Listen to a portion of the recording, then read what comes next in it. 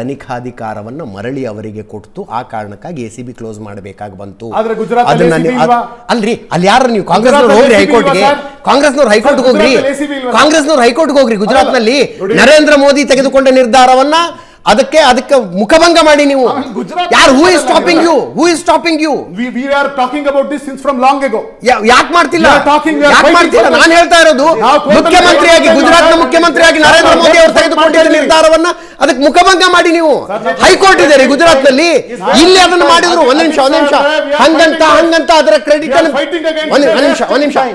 ಅದರ ಕ್ರೆಡಿಟ್ ಅನ್ನು ಬಿಜೆಪಿ ಅವರು ತಗೊಳ್ಬೇಕಾಗಿಲ್ಲ. ನೀವು ಬಿಜೆಪಿ ಅವರು ನಿಖೇತ್ ಸಮಾಜವಾದಿ ನಾಯಕ ಸಿದ್ದರಾಮಯ್ಯನವರ ಸಮರ್ಥನೆಯಲ್ಲಿ ಹೇಳಬಹುದಾದ ಸೆಂಟೆನ್ಸ್ ಇದೆ. ಸಿದ್ದರಾಮಯ್ಯನವರ ಸಮರ್ಥನೆಯಲ್ಲಿ ಹೇಳಬಹುದಾದ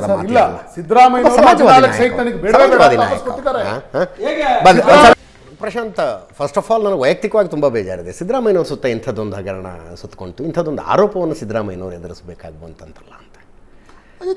ನೋಡಿ, ಸಿದ್ದರಾಮಯ್ಯನವ್ರ ಯಾವುದೇ ಒಬ್ಬ ಅಧಿಕಾರದಲ್ಲಿರ್ತಕ್ಕಂಥ ರಾಜಕಾರಣಿಯ ವಿರುದ್ಧ ಆರೋಪಗಳು ಬರ್ತಾ ಇರ್ತವೆ. ನಾನಂದರೆ ಈಗ ಆರೋಪಗಳೇ ಬರಬಾರದು ರಾಜಕಾರಣಿ ಮೇಲೆ ಅಂತ ನಾನು ಹೇಳಿದ್ದು. ಉಳಿದ ರಾಜಕಾರಣಿಗಳಂತ ಹೇಳ್ರಿ, ಅವ್ರದ್ದೆಲ್ಲ ರಿಯಲ್ ಎಸ್ಟೇಟ್ಗಳಿದ್ದಾವೆ, ಬಿಸ್ನೆಸ್ಗಳಿದ್ದಾವೆ, ಅವ್ರು ಈ ಕಡೆ ತೆಗೆದು ಆ ಕಡೆ ಹಾಕ್ತಾರೆ, ಆ ಕಡೆ ತೆಗೆದು ಈ ಕಡೆ ಹಾಕ್ತಾರೆ. ಸಿದ್ದರಾಮಯ್ಯನವರು 4 ದಶಕದ ರಾಜಕಾರಣದ ರೀತಿ ಇದೆಯಲ್ಲ, ಸಮಾಜವಾದಿ ಹಿನ್ನೆಲೆ ಇಟ್ಕೊಂಡವ್ರು. ನನಗನ್ಸುತ್ತೆ ಅವ್ರ ಅಕ್ಕಪಕ್ಕದಲ್ಲಿರ್ತಕ್ಕಂಥವ್ರು ಯಾರೋ ಮಿಸ್ಗೈಡ್ ಮಾಡಿದ್ದಾರೆ ಅಂತಕ್ಕಂಥದ್ದು ಸ್ಪಷ್ಟವಾಗಿ ಅನಿಸುತ್ತೆ. ಆದರೆ ಇಲ್ಲಿ ನೋಡಿ, ಈಗ ಯಾವ ರಾಜಕಾರಣಿಯ ಇಮೇಜು ಸರಿ ಇತ್ತೋ, ಪರ್ಸೆಪ್ಷನ್ ಇತ್ತೋ, ರಿಯಾಲಿಟಿ ಇತ್ತೋ ಅನ್ನೋದು ಅವ್ರವ್ರಿಗೆ ಬಿಟ್ಟಿರ್ತಕ್ಕಂಥ ವಿಚಾರ. ಇಲ್ಲಿ ತನಿಖೆಯ ದೃಷ್ಟಿಯಿಂದ ನೋಡಬೇಕಾಗಿರ್ತಕ್ಕಂಥ ವಿಚಾರ ಏನು ಅಂತಂದರೆ, ಇದು ಇನ್ನೂ ಡೈಜೆಸ್ಟ್ ಆಗ್ತಾ ಇಲ್ಲ ಲೋಕಾಯುಕ್ತ ಪೊಲೀಸರು ಕೊಟ್ಟಿರ್ತಕ್ಕಂಥ ವರದಿ.